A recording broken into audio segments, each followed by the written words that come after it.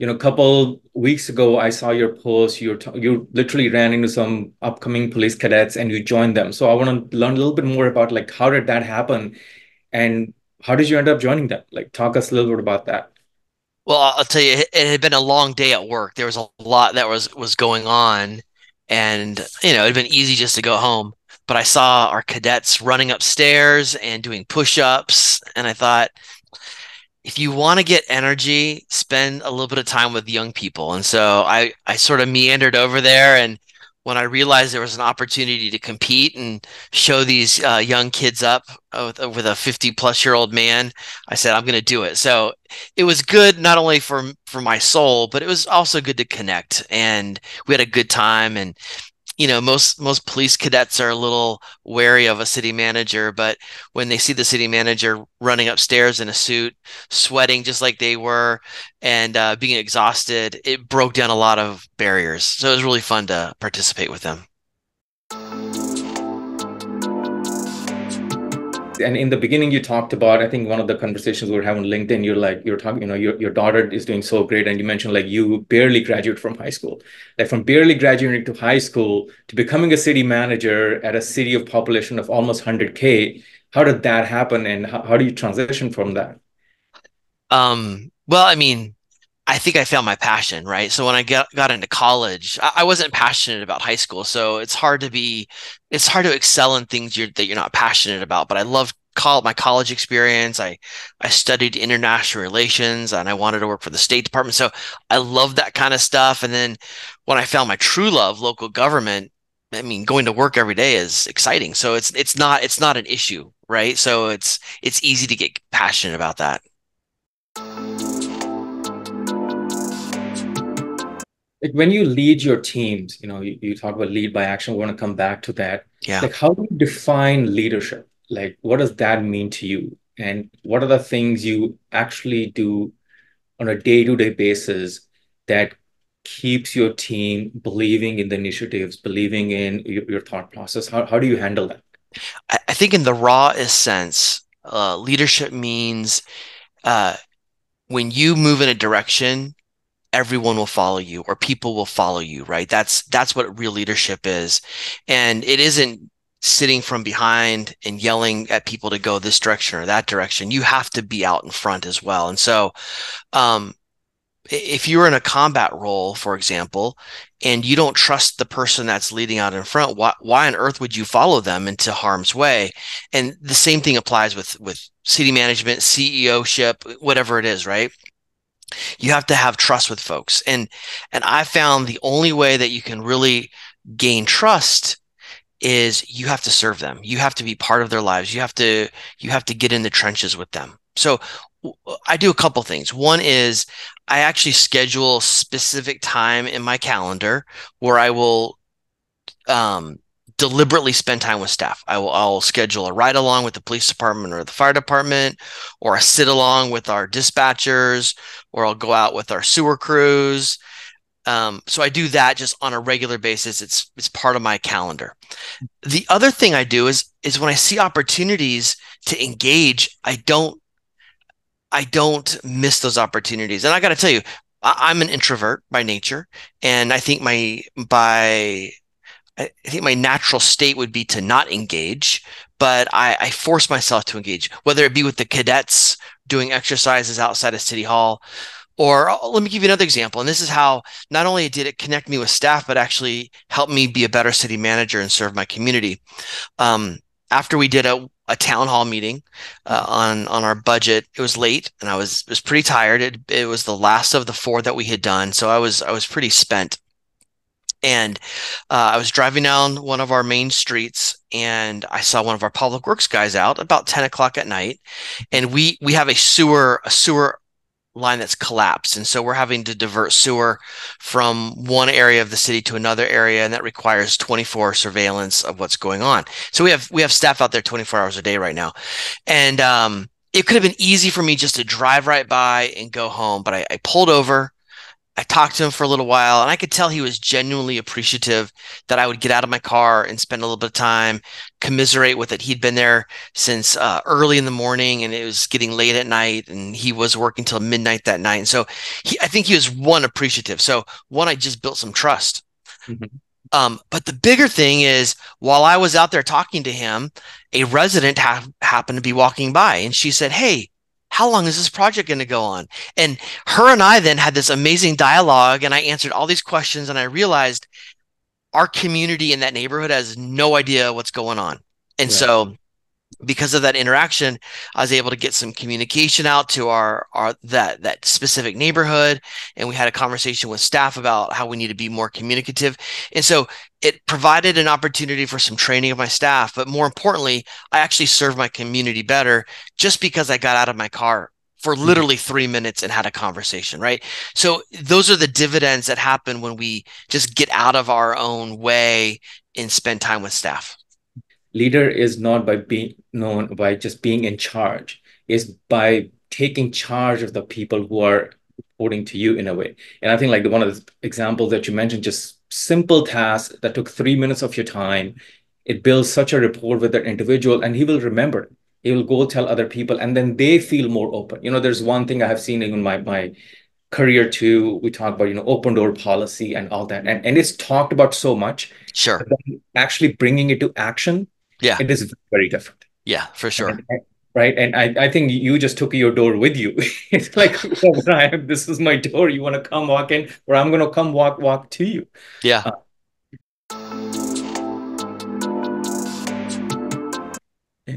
So when you talk about residents that you're communicating, the residents was looking for how things going to project.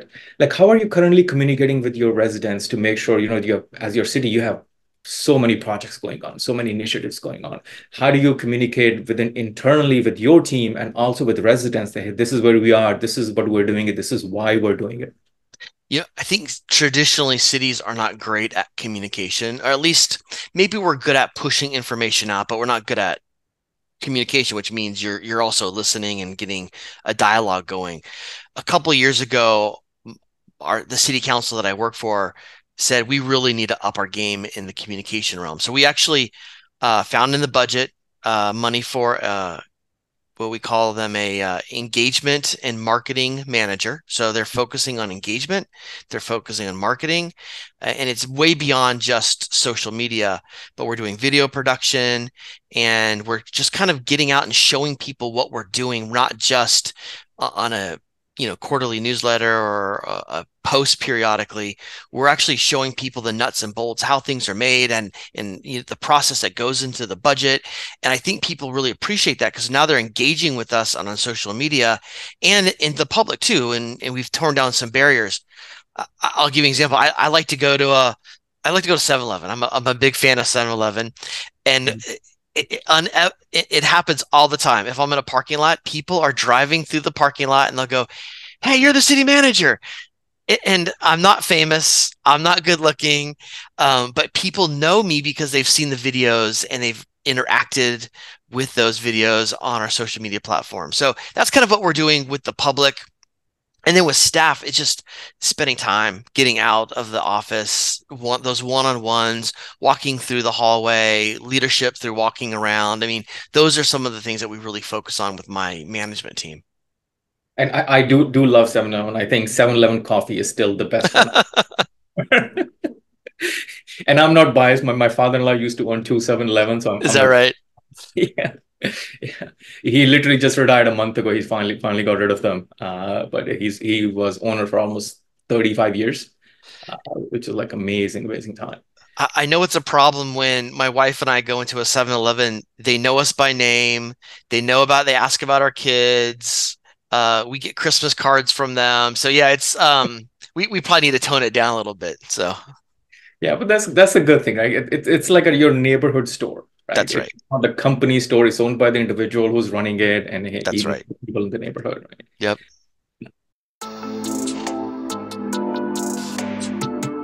You're running the city, you're talking to, stopping by talking to residents. And then I discover you're also a part-time faculty at the San Diego University. Yeah, And San Diego State as well. Yeah. Yeah. So how do you find time for that? And what do you teach? So I actually teach two courses. I teach a summer class it's asynchronous, so it's already locked in. Lectures are pre-recorded, and I'm actually doing that right now. So, I just allocate a little bit of time at night to do a little bit of grading, and for that class, it's pretty easy to manage. Um, then I teach a class in the fall, and you know, selfishly, I would like public administrators to come out of the university ready to work. And I found through internships and through some of our new hires that they were really smart individuals, but they didn't know how to do some basic things like how to lead a team, how to manage a project, how to write a staff report, how to communicate effectively. So I created uh, I created the curriculum for a course. It's called public or professional skills for public sector managers. And so we just focus on those really core skills that you're going to utilize day one when you start a job with the local government. So that's a lot of fun. That's in the fall. Um, my family just knows I'm going to be gone all Monday night, and it's just what it is. So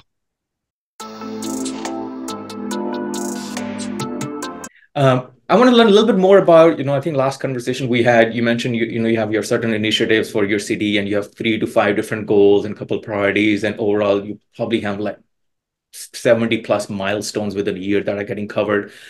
So can you talk a little bit more about what are the current strategic initiatives that you're working on with your city? And how did you come up with those initiatives? yeah, so I mean, we have five big goals that we're working on this year, and they stay about the same from year to year, but they do modify a little bit. But we're working on beautification efforts, focusing on city infrastructure, economic development is always important, public safety, and then homelessness. Those are kind of the big initiatives that we're focusing on. And those are really important things to our city council, but it's also things that people in our community talk to our city council about. So these really have not come from top down. These have really bubbled up from the bottom, Oh, from nice. our residents. And this is what they want to do. And so we develop some realistic goals every year to accomplish those very specific priorities. And then what I do is I actually create a matrix and identify what those big objectives are. And then we break down the different tasks that need to be accomplished. The city council agrees to that work plan, and then we go to work on it. Now, inevitably, things will pop up during the year, and so then I'll have to have a conversation with the city council and say, okay, what do you want to slip in order to accomplish this goal? Because this program is going to maximize our time.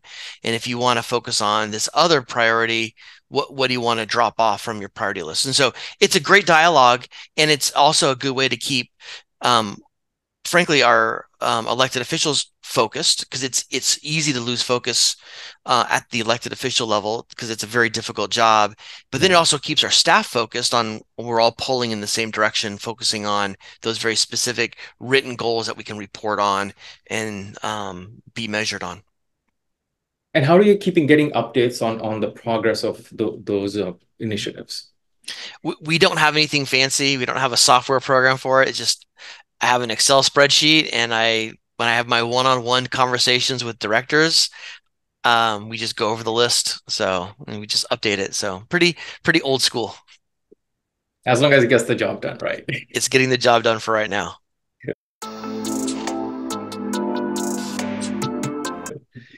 And one last thing on, we've been talking about like artificial intelligence and Yeah. AI. I've had a conversation within the last like couple of weeks about one individual. You probably know him, Benjamin Effinger, Hmm. from Los Angeles. Yes. Talking to him about how he sees AI and he's like, with taxes, I don't want to touch AI with a stick. Like, I don't want to be on the front page of LA Times. Like, Yeah. just very, very careful. And then I had a conversation with another. She leads the elections for Kino County here in Arizona. So I would love to kind of get your point of view also on, especially because you not just lead one department, you have so many departments under you. You see so many different tasks going on. Like, have your team starting using AI or Chat GPT or any tools like that just for like journal day-to-day tasks? Or how do you see AI getting into local government at different stages, and what are the pros and the cons that you have in your mind? I think, well, we'll start with ChatGPT. I mean, personally, I use that. I write something, and I kind of pride myself as being a good writer, and I'll put my wording or my verbiage into ChatGPT and ask for some suggestions. And sometimes I don't like the suggestions, but other times it's like, whoa, that's an amazing way to organize that thought process, and that's what was missing. So I've been learning a lot. In fact, I think my writing has gotten better because of ChatGPT because it's helped me think a little bit more critically about my own writing. So I'm a big fan of that. Um, a couple areas I see happening. Um, we encounter a lot of data all the time, whether it be license plates driving around our community, whether it be sewage through our pipes, whether it be where people are parking. I think there's a lot of, whether it be how much trash is being thrown away. I think there's a lot of data. I Yeah. don't think in local government we're good at figuring out what to do with that data. And so I think one of the keys to maximizing artificial intelligence is how do we get that data available to the public in a Mhm. way that's sanitized and not big brothery or not infringing on privacy, and allowing the private sector to figure out ways to monetize that data in a way that's not only good for them, their bottom line, but also good for the community, right? And a great example is Palo Alto. They gave up some data to the web or the world, and people have developed parking apps with that data. And so that's a great example. So now you're saving on greenhouse gas emission uh, generation. You're helping people find parking quicker, and someone's making some money off of it too, right? So I think those are some great solutions. We're just not good at it. And I think partly is we're risk adverse. Um, Back to the concern of I don't want to show up on the page of the LA Times, right? So that's the risk adverse component. And then two, our budgets are tight. I mean, no city allocates probably even 1% of their budget towards failure, towards R&D, towards looking at these things, which is a shame because that's the only way we're going to get smarter. And we keep hammering at these persistent problems that we've had for years and years, hoping that the right strike will happen, but it's not going to happen. We have to look at it very differently than we have in the past, and perhaps artificial intelligence is the way we can get to that goal. I've actually been thinking about this idea, so I'm putting it out there. I'm open to other cities wanting to join us and create a consortium of Mhm. cities where we would all put in $1 per person of our residents, right? So we're about 105,000 in population. So we would ante up 105,000. If we could find another 10 cities similar to our size, that would be $1 million. Right. And then we would say, let's pilot a couple projects, and we can learn from each other, and we don't all have to do the project. Maybe we'll take on one project and another city will take on another project, and we'll get together and we'll see what worked, what didn't work. How do we expand this concept? And it takes away some risk, and it maximizes the dollar. So anyway, just an idea I had in, in the shower just the other day. So if someone's interested, I'd love to talk to you more about that idea. Actually, that is a really good idea. Like I think it's brilliant. Like one, I think it's when you have a group of different minds working on something together, that also reduces the amount of risk that they have. So, you have 5 cities, 10 cities, and each one brings their own perspective and expertise. I think it's a great idea. So if you want to implement anything I can do to help, please let me know. I think it's really, really, really good. That'd be And great. in government, the things move so slow. And like you said, if you have to be a little bit of risk averse, you have to take a couple chances here and there. But if you are with a team, then you actually feel stronger too, that, hey, we are 10 individuals, 10 different cities, similar sizes, kind of doing that. Yeah, so I would highly give it a thumbs up. I think you should definitely do it. Anything I can do to help, please feel free to reach out. I think this is brilliant. Uh, It's and awesome. to close up, like anything you want to share with the younger audience, like you're doing classes, you're teaching them how to be in public sector. If somebody wants to join in, especially the younger crowd, that hey, I want to get a career in public sector. And one of the things that I didn't know anything about public sector until like 5 years ago when I joined prime gov that became rock solid, and everything ends up in Granicus eventually. So Yes, true. and I saw there like so many careers and like really well financially rewarded careers too in local government. And then general people just don't know about it. So if somebody wants to build career in public sector and eventually wants to be like a city manager, like what are your thoughts on how to get started and how to even think realistically, hey, it's going to take this much time. It's going to take this much effort. Education is always going to be key. So get as much education as you can. But having said that, I have a lot of people that apply for jobs and they have 20 different initials behind their name, but they don't have a lot of practical experience. And so just education alone is not as important to me as actually getting out there and doing stuff. Uh, and it's hard to break in sometimes because you know we're looking for people that have experience, but how do you get experience until you actually get a chance? So sometimes you have to create those opportunities, whether it be through an internship, um, or applying to be part of a community and doing something in a leadership capacity. When I was young, just getting started my career, I applied to be on a public safety commission for the city that I lived in at the time, and it wasn't the city I worked for, but it gave me some insights and perspectives that I would have never had in my entry level job for how a city manager thinks, because I was working with the city manager at the commission level. And so that was a really cool opportunity. About the same time, I was also volunteering for a youth soccer team. I didn't have any kids at the time, and I just volunteered. And guess what? I learned a lot about parent psychology and team management and leadership by being a coach, right? So I didn't get paid for that. It was giving my time up, but those are some life lessons that helped me be successful today. So I think you just have to put yourself out there and push your comfort zone, because that's the only way you learn.